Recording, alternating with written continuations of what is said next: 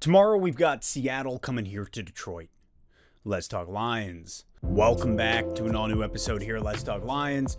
My name is Jay. Thank you for hanging out. Thank you for subscribing to the channel. If you're a Lions fan, we're just going to hop straight into it. No St. Brown, no Swift, no Walker, no Seibert, no me, for I have broken my thumb. That's where I have been all week, in case you were wondering why there was no content. Well, that's why. Broke my thumb earlier this week going for a fly ball over my shoulder. Landed weird. Landed on the ground. My thumb hit. It was stuck it was in my glove, and there was nowhere for the thumb to go. So snap, crackle, pop. That's who we are. There goes Jay's thumb and the season, which is a huge bummer because Saturday we have this lovely tournament, 70 degrees.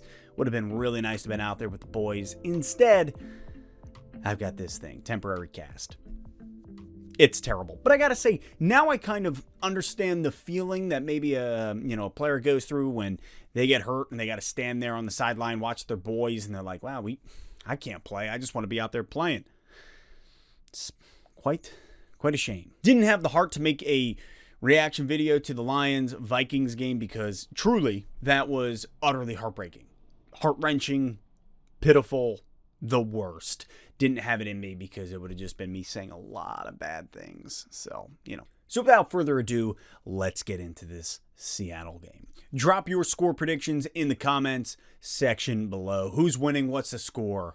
Drop it in the comments section. As I said earlier, no St. Brown, no Swift. Tracy Walker tearing his Achilles. Austin Seibert's groin injury from last year coming back to this year after we got rid of Riley Patterson. It's just the plague of injuries here in Detroit is mind-blowing to me. It's like I'm Pharaoh, and God just keeps sending these plagues upon us. So Jeff Okudah has been playing well this season. Honestly, I love what we're seeing out of Okudah. It's as if he's taken that number 3 overall pick tag that has been attached to his name and just set it aside and said, I'm here to play. I'm going to play the game I know and play it well. That's what he's doing. Last week against Justin Jefferson and the Vikings, he shut him down.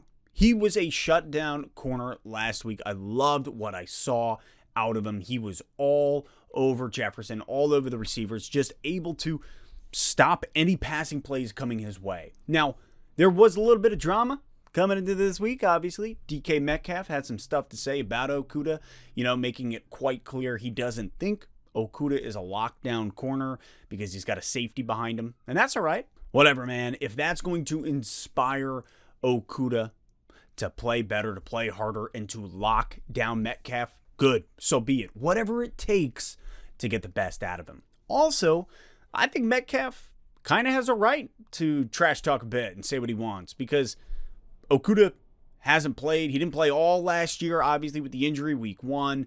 The first year struggled out the gate. Now actually seeing him taking these reps, playing well, it's going to take time. It's going to take time to earn that respect from receivers, earn that respect from other guys, from wide receivers that you're going up against. And so if that's what Metcalf thinks, that's what he thinks. So Okudah, get out there, play the game you know, and shut him down.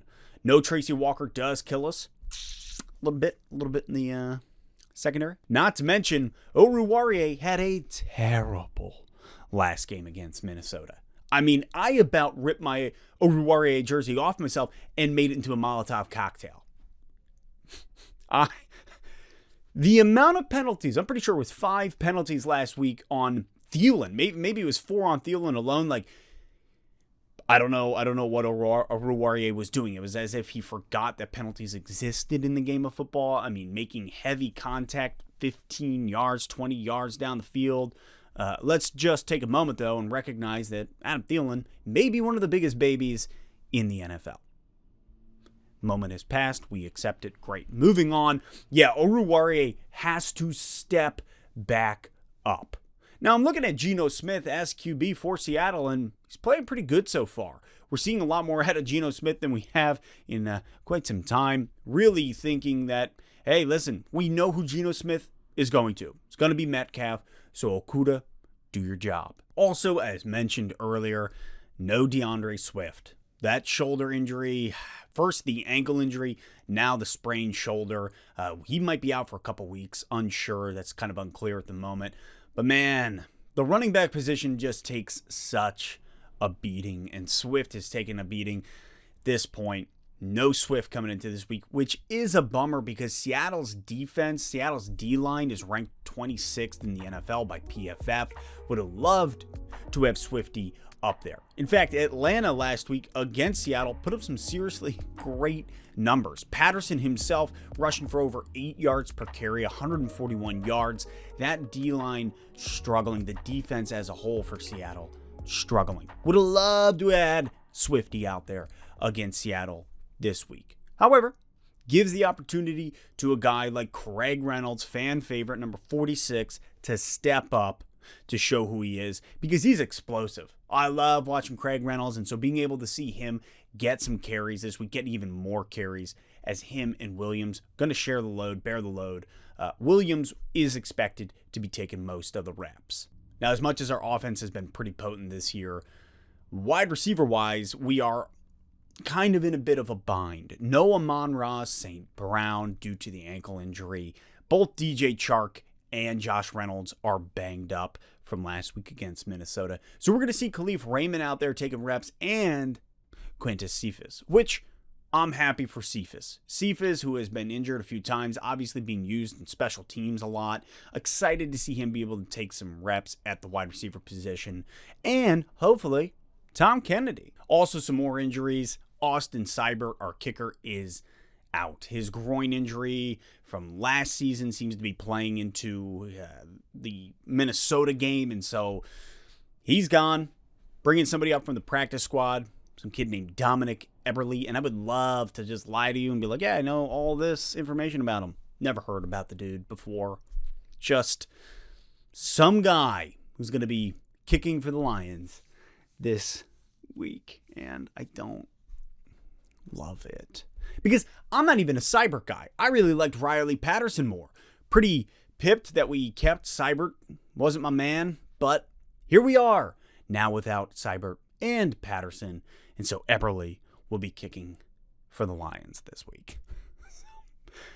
Best of luck, my man. Hopefully, if we are 54 yards out and 3 kicks have been missed, it's the fourth quarter with about $1:30 left in the game, and it's the 4th down for the Lions, 4th and 4. We're just going to choose to go for it and not try to kick a 54-yard field goal. Too soon. Too soon. Still too soon. Even with all the injuries for Detroit, I think we still win this game. I think we win it 27-20. Geno Smith has a pretty good game. Metcalf is obviously going to be the guy he's going to. Rashad Penny on the ground. Seattle is surprisingly a little bit better than I anticipated them to be this season. However, I think that the Lions as a whole are still able to, on the ground, put up enough yards in order to keep this offense rolling. I think between Williams and Reynolds, I still like it. Establish that play action.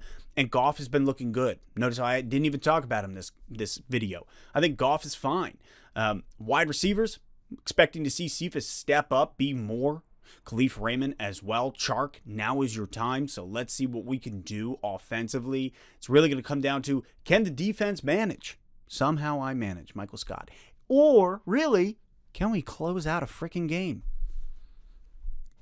God, closing out these games just driving me insane. We had Minnesota. We should.